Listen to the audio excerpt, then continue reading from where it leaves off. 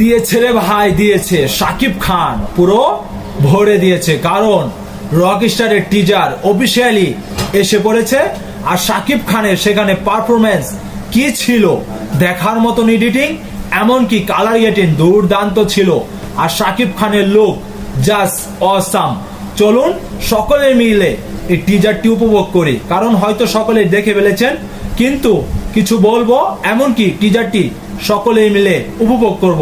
সকলেই ভিডিওটি শেয়ার করে দেন, এমনকি পেজে নতুন দর্শক হয়ে থাকলে পেজটাকে ফলো দিয়ে একটি লাইক দিয়ে ভিডিওটি সম্পূর্ণ দেখুন, কারণ এখানে ধামাকা রয়েছে। চলুন তাহলে টিজারটি দেখি। Yes, mega star.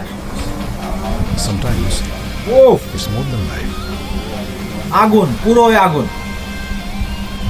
যেখানে শাকিব খানের সিনেমাটা, ওয়াও, কালার গেটিংটা দেখেন একটিবার, জাস্ট বাংলা সিনেমার ইতিহাসে এই প্রথম superstar The future rockstar. rock star.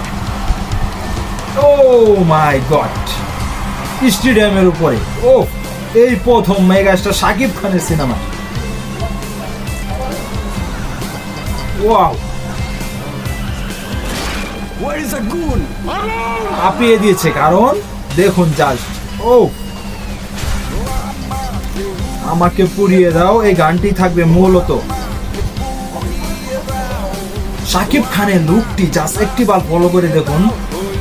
Oh my god, ও কি বললেন, আমাকে নিয়ে যাও তোমার সাথে।